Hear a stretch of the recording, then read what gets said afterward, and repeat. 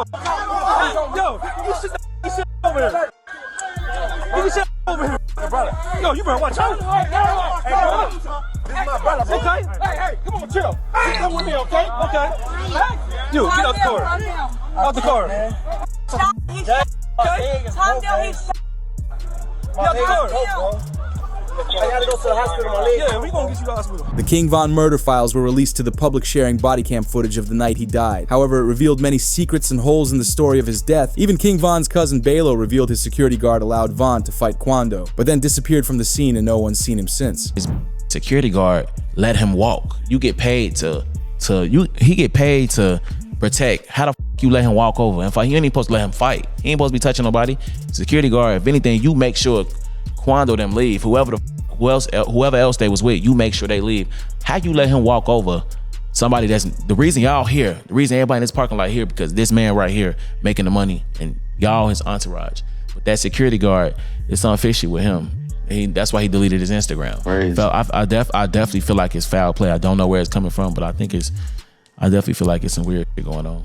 With the security deleting his Instagram the next day, he completely disappeared. This resulted in a thread of evidence coming out. It reads, "There's a lot of holes in the passing of King Von. If you truly investigate it, you'll notice it. If anything, he would be the one to fake his death for all the murder cases he was about to face. As after King Von died, he was tied into the lead role of FBG Duck's death by paying O Block members $100K and Diamond O Block chains for the hit, including several other Chicago murders as mentioned in Trap Lore Ross' King Von documentary." This is when members close to OTF tweeted, "Von made it through his 2 surgeries, woke up screaming for his firearm, went into shock, then passed. He had only 1 more surgery to go." And Von made it through 2 surgeries. He had 3 surgeries ago. He made it through 2 surgeries. And then after the second surgery, he hopped off the bed and started fighting the nurse and said where his gun at. And he went and he died because he went into shock. So he was making 2 surgeries. How hours later, Kayla know, talking about some, he fought the nurse. She the one told me that. His mama didn't even know that. How you knowing what's going on inside the hospital that quick? because she was there at the hospital. Meaning King Von was still alive after being hit by a firearm, even alive in the hospital. With this information coming out now, many wonder how Boozy knew he didn't have a firearm 2 years ago. I mean, like you said, the King Von situation, like there was absolutely no reason for Von to be rolling around with that dude. Like there was no, especially since he had security, like, you know, someone should have jumped in. It should never even.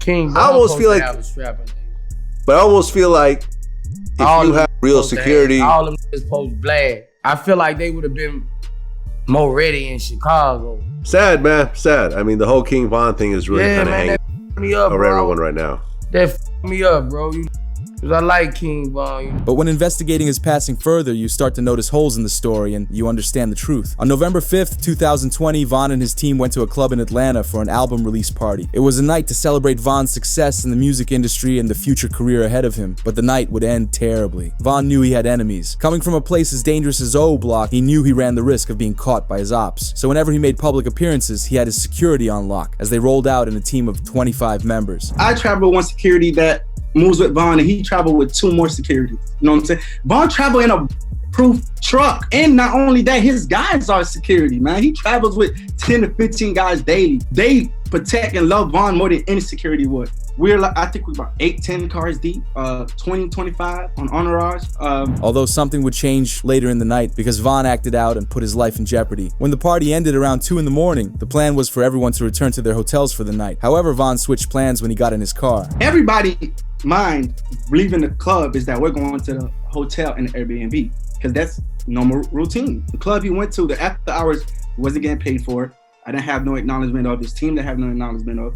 That was a complete Von decision. As Von told his driver to head to another club called Monaco, which separated himself from his team for some time. So everybody else that was with us driving to the Airbnb, and Von literally went to the venue by himself. We got a call later from people in the car, like, "Hey, bro, we here by." Matter of fact, I think from his DJ was like, "Hey, bro, you know we here by ourselves. Like, where you guys at?" And everybody rerouted to that venue. Because once Von got to Monaco, only then did the other people in Von's vehicle tell the rest of the team that the plans had changed, as the rest of the team took U-turns and headed to Monaco. But the weird thing is that once Von's manager got to Monaco, he knew something was weird with King Von, because he was sitting in the truck completely silent and waited for 30 minutes. For some reason, Von wasn't himself. This man is like, I promise you, the best artist I ever moved in my life. For some reason that night, it was off. Like, he stayed in the car for like 30, 35 minutes. Von finally agreed to go into the club, but before he could go in, Von's security had to check the club and make sure it was safe. The bad thing about his security doing this is that Monaco has a no firearm rule, meaning most of his team left their firearms in their cars. I went to the car he was in. I was like, yo, Von. Went inside the passenger seat. I'm like, yo, Von, bro, what's going on? Like, everybody here waiting, let's go. He was like, all right, let's go. We're telling security, hey, it's time to go in now. Von's ready. You know what I'm saying? We've been here too long. Let's go inside the club. They check the venue, go inside, check the outside, make sure there's no... But the danger was out in the parking lot because one of Kingvon's members noticed Quando Rondo and his team inside a white SUV as he ran back to tell Kingvon the information. Now, right before we go inside the club, one of his homeboys, he came to the car and said, hey, so-and-so's here. And Von just jumped up like, oh, come on, let's go. Almost instantly, Von jumped out the truck and ran to confront Quando Rondo. Von's team tried to get him to chill out, but he didn't care, as Von went around the front of the white SUV and began swinging on Quando. He jumped out the car. By the time Von jumped out the car, I don't even think he knew where so-and-so was. He just jumped out the car. He bumped into so-and-so. As soon as he bumped into so-and-so, started brawling. With Quando getting worked by Von, Quando's best friend Lul Timm came out with a firearm and unloaded his clip at Von, hitting him 4 times and his manager once in the leg. Almost instantly, the remaining members of Von's team that were still strapped retaliated against Timm and made him fall to the ground a couple feet away. But with the noise of firearms ringing throughout the streets of downtown Atlanta, a couple officers pulled up to the scene, as they unleashed multiple rounds at both sides, which hit and ended one of Kingvon's crew members. As this happens, Kingvon and Quando are laying on the street, but witnesses from the scene claim Von was holding Quando as a shield to protect himself. And was he trying to take Von's chain or?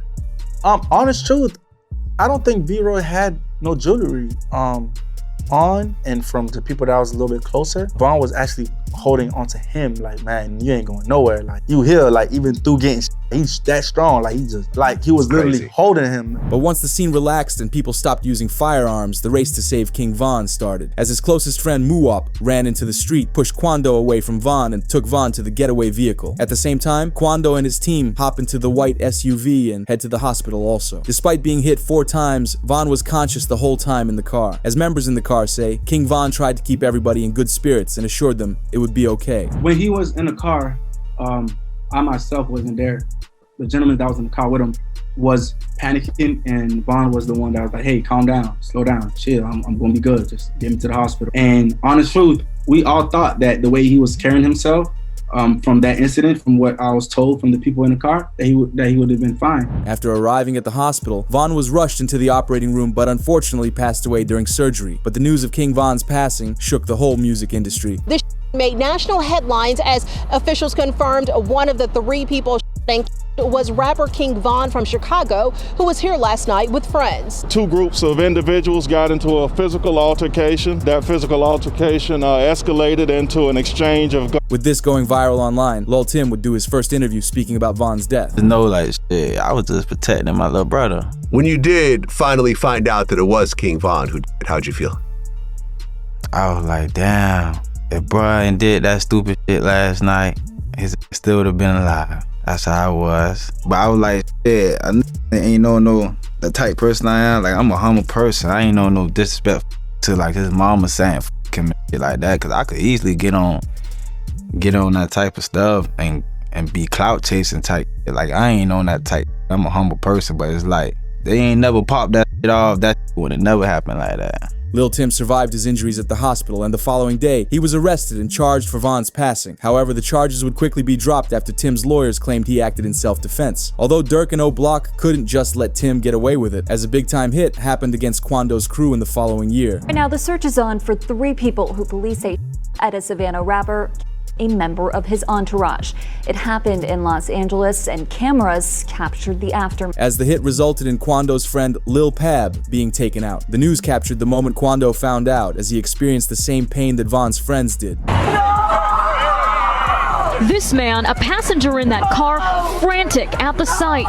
but fans linked Dirk to the hit when he released a song with the lyrics, "They like Dirk, he a singer, he won't do something. You can believe whatever you want. I got your folks hit." And Dirk even rapped the way that Quando reacted to the news with the lyrics, "Look on the news and see your son screaming no." Ever since this incident, Quando's tried to distance himself from the street life, but on the side of O-Block, it's not nearly the same anymore. The members are more on edge after seeing what happened to kingvon, someone they thought could never fall to street life. Even something as simple as going across the street to look at kingvon's mural, they have to be very careful for. Check it out, let's walk over here and see this Vaughn picture. I know it's a lot of ops on this. I'm letting y'all see where I'm at. Why is this black truck still right here? Man, no, to play. Watch that truck. Watch that truck right there.